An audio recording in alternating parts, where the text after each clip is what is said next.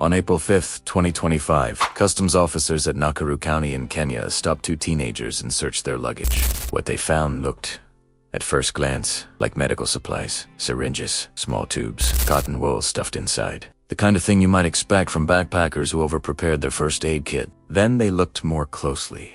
Inside each syringe, packed into the cotton, alive and moving, were ants. Not a few ants, not a curiosity. 5,000 of them. Specifically, 5,000 queen ants, the reproductive center of each colony. The single creature whose death means the death of every ant that depends on her. Each one individually packed, each one alive, each one worth up to $220 on the black market in Europe and Asia. The two teenagers were Belgian, 19 years old, named Lornoy David and Cephalotes, ant enthusiasts. Back home in Belgium, they kept ant colonies and glass terrariums as a hobby, a pastime that has boomed into a global subculture over the past decade, complete with dedicated shows, specialist retailers, and a vocabulary that treats the queen like royalty. They had come to Kenya specifically to collect queens of Messor Cephalotes, the East African giant harvester ant, large and red and prized by collectors worldwide. Described on ant retail sites as many people's dream species, they were arrested, charged with wildlife piracy, and held for over a month. On May 7th, 2025, inside a courtroom at Jomo Kenyatta International Airport in Nairobi, the judge paused mid-sentence and asked the courtroom to imagine something. He described a creature being violently removed from its home, crammed into a container with others, and forced to survive in a confined space. He said it almost sounded like a description of slavery. Then he clarified that he was talking about ants. This is not a story from the distant past. This happened 13 months ago. Another case is happening right now. A Chinese national was sentenced to 1 year in prison last year for attempting to traffic 2,000 ants. The trade is growing, the sentences are hardening, and the ant-keeping hobby that produced the Belgian teenagers has no idea the war that is building around it. To understand why anyone would pay $220 for a single ant, you need to understand what a queen ant actually is. An ant colony, depending on species, can contain anywhere from a few hundred to tens of millions of individual workers. Every single one of those workers is female. Every single one is sterile. Every single one exists to serve one purpose: support the queen, who is the only member of the colony capable of reproduction. Remove the queen, and the colony does not adapt. It does not find a new queen. It dies. Slowly, over weeks or months, the workers age out one by one with no replacements until the last one is gone. The queen is not just important to the colony. She is the colony. Without her, it is already dead.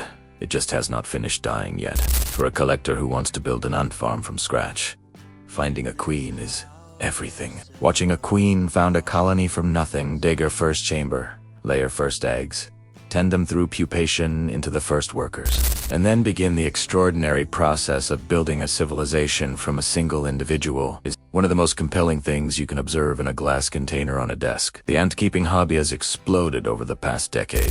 YouTube channels with millions of subscribers document ant colonies in elaborate custom format. Reddit communities with hundreds of thousands of members discuss species selection, humidity levels, food preferences, and the personalities, if that word can be applied, of individual queens. Specialist retailers sell founding queens legally in many countries for between £10 and £150, depending on species. And then there are the species you cannot legally buy in Europe or Asia because they do not exist there. Species from East Africa, from South America, from regions where collectors have never been able to access legally. Species like Messor Cephalotes, a large, red, visually striking harvester ant whose colony building behavior is considered exceptional by serious collectors. On the gray and black market, a single queen of this species sells for up to $220 in Europe. Some rare species command more than $1,000. 5,000 queens, packed in syringes. At even the low end of market pricing, that is $1 million shipment in a backpack.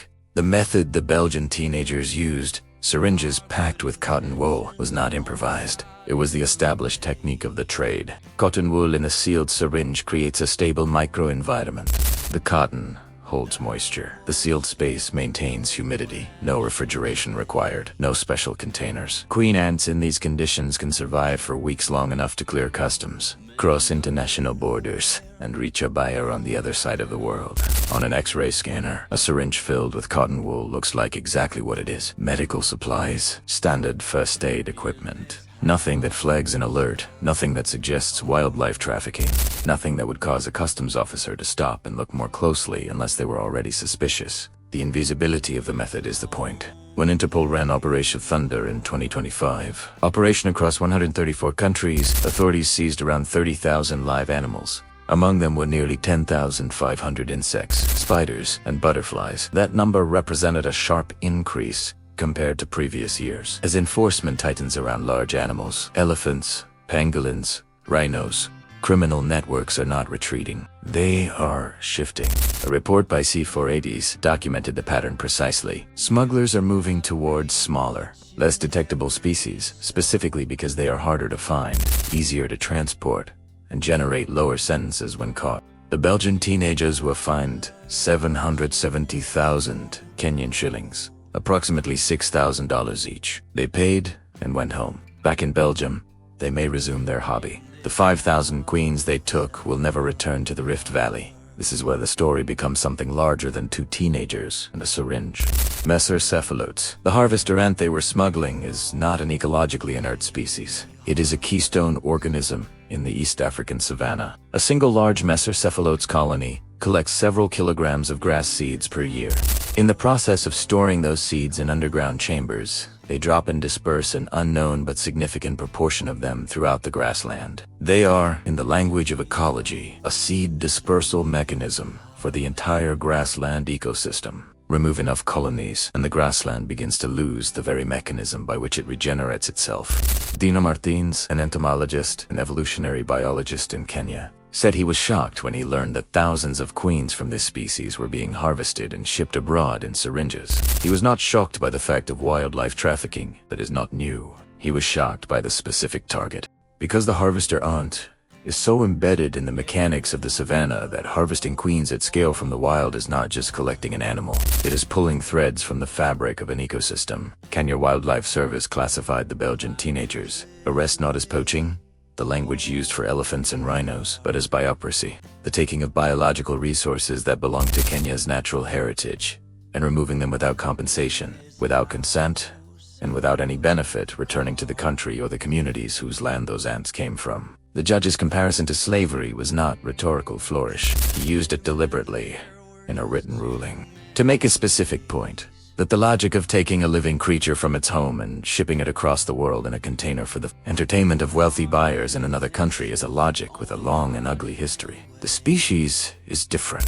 The ant-keeping community, which is large, passionate, and for the most part genuinely concerned about the welfare of the animals it keeps, is currently having the most uncomfortable conversation in its history. The community did not create the black market. Legal ant-keeping, in most countries, involves species that can be ethically sourced through licensed breeders or local collection. Most serious ant keepers are clear that wild collection of species in their native habitats is damaging and wrong. The established community in Europe has spent years building norms around ethical sourcing precisely because it understood that the hobby's legitimacy depended on not destroying the thing it loved. But the community's growth, the YouTube channels, the Reddit communities, the shows, the specialist retailers also created the demand that made a Belgian boy fly to Kenya with a bag full of syringes. The aspiration for rarer, more exotic, more spectacular species is built into the culture of serious ant keeping the way the aspiration for rare birds was built into egg collecting before it was banned. The aesthetics of the hobby do not cause the trafficking, but they create the market that the trafficking serves. Interpol's data shows the trajectory clearly. Insect trafficking is rising. The species targeted are becoming more obscure and more ecologically significant. The methods are becoming more sophisticated, and the sentences, at least in Kenya, are becoming more serious. A Chinese national was sentenced to 1 year in prison last month for 2,000 ants. The maximum penalty is being applied. The message is being sent. Whether the market on the receiving end of those syringes in Europe and Asia is listening is another question entirely. Inside a courtroom in Nairobi, a judge described a creature being taken from its home and asked a room of adults to hold that image clearly. He was describing an ant, but the logic he was applying, that living creatures removed from their ecosystems without consent for the entertainment of distant buyers represent a moral and legal violation regardless of their size, is a logic that does not stop at ants. Interpol found 10,500 insects, spiders, and butterflies in one operation. in 1 year, across 134 countries. And that is what was caught. The cotton wool and the syringe looked like nothing. That is the entire business model. If this story surprised you, if you did not know that ant queens sell for $220 on the black market, that 2 Belgian teenagers were just convicted of biopiracy in a Nairobi courtroom, that harvester ants are a keystone species in the African savanna and removing them has consequences that ripple through the ecosystem, share this video.